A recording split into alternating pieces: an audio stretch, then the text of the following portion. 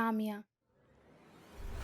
जहाँ बारिश बरसती नहीं बल्कि पहाड़ों को सजाती है। धुंध सिर्फ छाती नहीं बल्कि रहस्य रचती है, और हरियाली सिर्फ दिखाई नहीं देती बल्कि मन में उतर जाती है। पचमढ़ी के पास में ही एक और बहुत ही सुंदर और खूबसूरत जगह है, तामिया। एक ऐसी जगह जहाँ के मौसम का कोई भरोसा नहीं रहता है, और मानसून में इस छोटी सी जगह में आप प्रकृति के हर एक नज़ारे को देख सकते हो। पहाड़, बादल, बारिश और सुकून। तो चलिए आज आपको मानसून में तामिया के नज़ारे दिखाते हैं, जहाँ कुछ देर के लिए हम सब भूल जाते हैं। मानसून में तामिया के सफ़र में सड़क के दोनों तरफ आपको दिखाई देती है हरियाली और दूर पहाड़ों से उठता हुआ धुआं, जिससे हर एक कुछ दूरी पर व्यू पॉइंट बन जाता है। इस रास्ते में कई जगह ऐसी पड़ेगी जहां आपको कुछ देर रुकने का मन करेगा।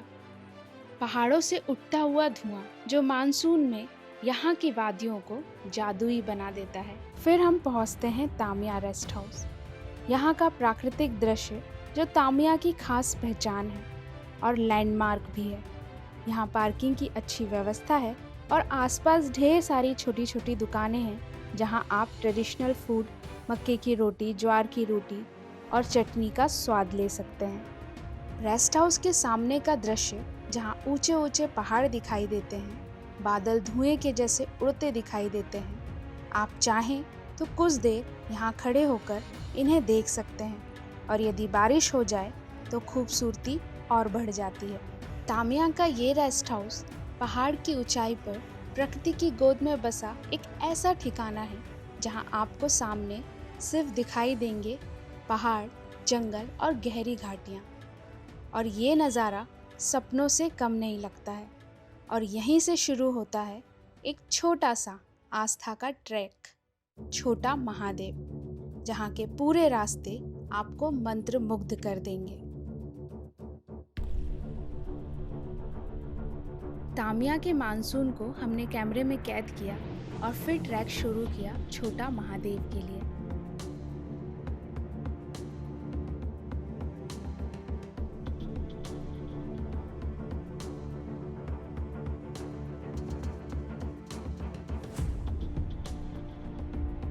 हम ट्रैकिंग जा रहे हैं। कहाँ? छोटा महादेव। ये हर बोला। हर हर महादेव। ये देखिए, यहाँ पर बादल एकदम नीचे उतर गए।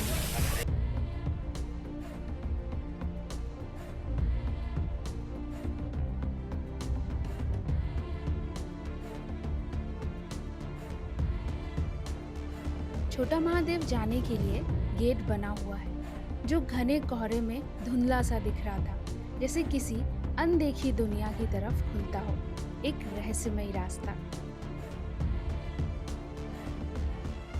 यहाँ सीढ़ियाँ बनी हुई हैं, जिससे आप नीचे की तरफ उतर सकते हैं, जैसे नीचे पाताल की तरफ जा रहे हो। रास्ते में कई जगह बोर्ड आपको मिल जाएंगे, और जहाँ पर लिखा रहता है कि यहाँ जाना प्रतिबंधित है, तो प्रतिबंधित क्षेत्र पर ना जाएं। यहाँ कहीं पर सीढ़ियाँ अच्छी हैं, कहीं पर फिसलन भरी हैं, इसलिए ध्यान से चलें, आसपास के नज़ारों को देखते हुए।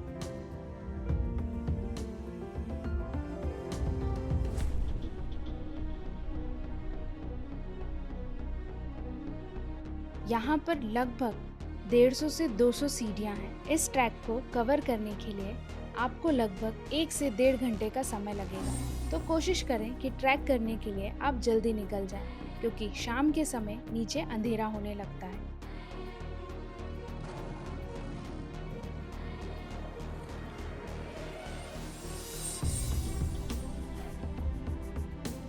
पूरे रास्ते हम बादलों के बीच से गुजरते रहे, धुंध में। ये धुंध जैसे हमसे कह रही हो, हर मंजिल पहले से दिखाई दे ये ज़रूरी नहीं। कभी कभी रास्ते पर भरोसा करना ही सफ़र की सबसे खूबसूरत सीख होती है। धुंध की भी अपनी एक कहानी होती है। वो पहाड़ों की चोटियों से जन्म लेती है और जंगलों के बीच उतरती है और रास्तों को छुपा लेती है। उसके आने पर कुछ दिखाई नहीं देता, लेकिन यही उसकी खूबसूरती है। कुछ पल के लिए ना मंजिल दिखाई देती है और ना रास्ते का अंत।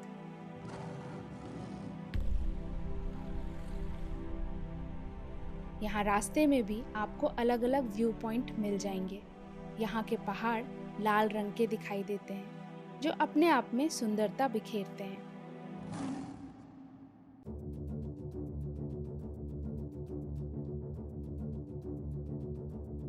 यहाँ पर बादल जमीन में आकर पेड़ों के बीच ठहर गए थे और हर पेड़ धुंध में धीरे धीरे खोता जा रहा था।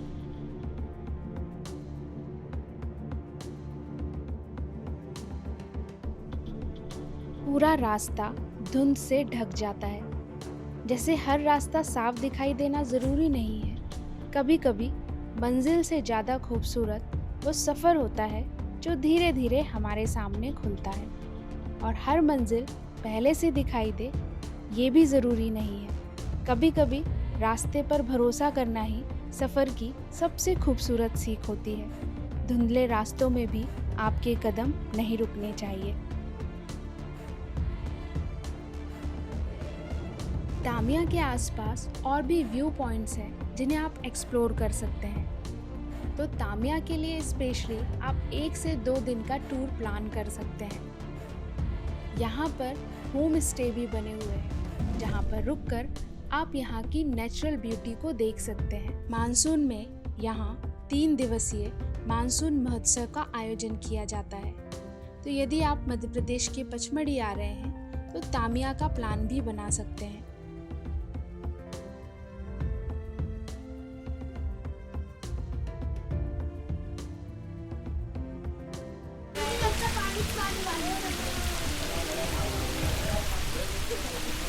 ऐसे बहुत सारे छोटे छोटे झरने यहाँ से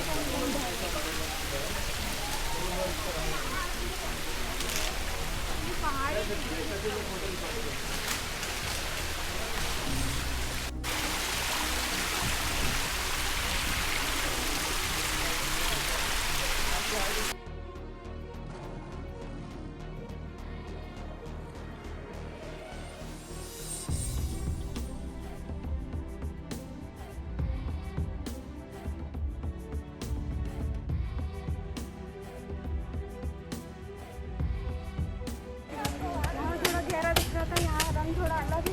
यहाँ थोड़ा खड़ा होकर आप रेस्ट कर सकते हैं।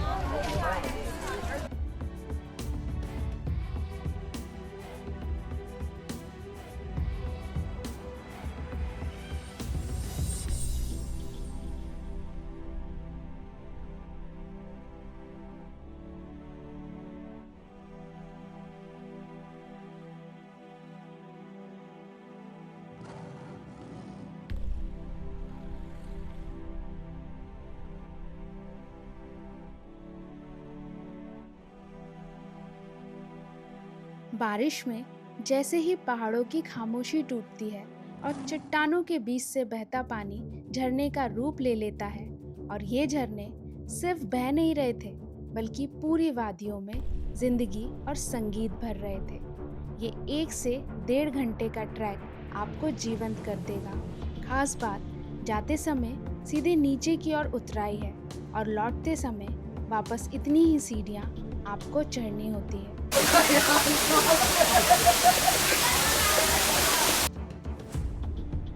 बारिश अपने आप में एक सुंदर पल है, एक ऐसा पल जिसमें आसमान की बूंदें जब धरती को छूती हैं तो हरियाली और भी निखर जाती है।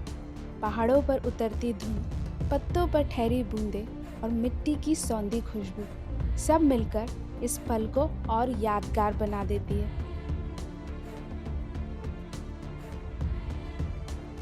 बारिश प्रकृति के सजने संवरने का मौसम है, जिसमें पहाड़ भीगते नहीं और खूबसूरत हो जाते हैं।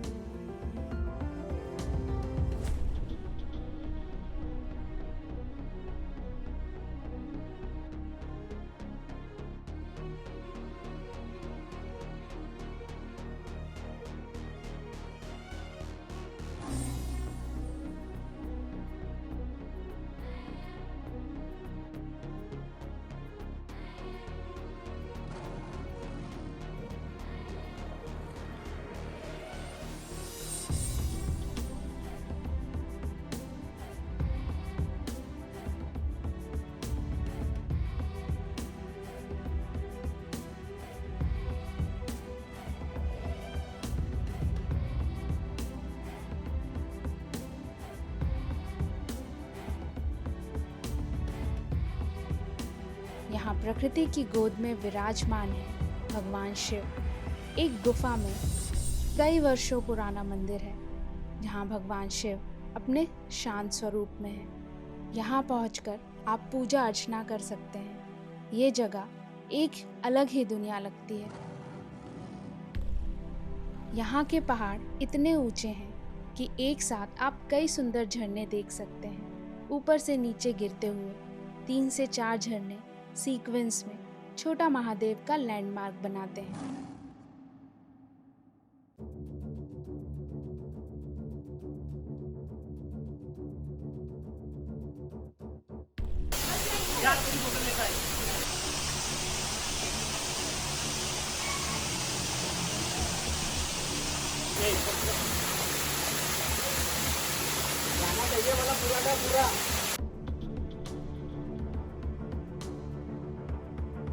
छोटा महादेव का ये ट्रैक एक ऐसा ट्रैक है जहाँ जाना आसान है, लेकिन यहाँ से वापस आना थोड़ा मुश्किल। एक नमन गौरा पार्वती हर बोला।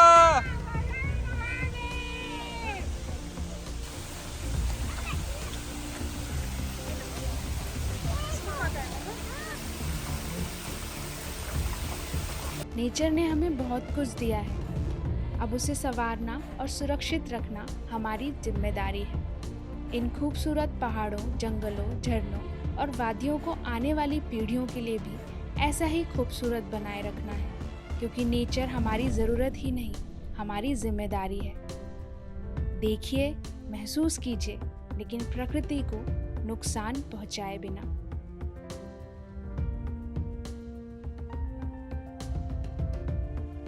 मिलते हैं हमारे अगले वीडियो में ऐसे ही खूबसूरत नज़ारों के साथ, अनकही कहानियों और प्रकृति के कुछ अनमोल अनुभूति के साथ।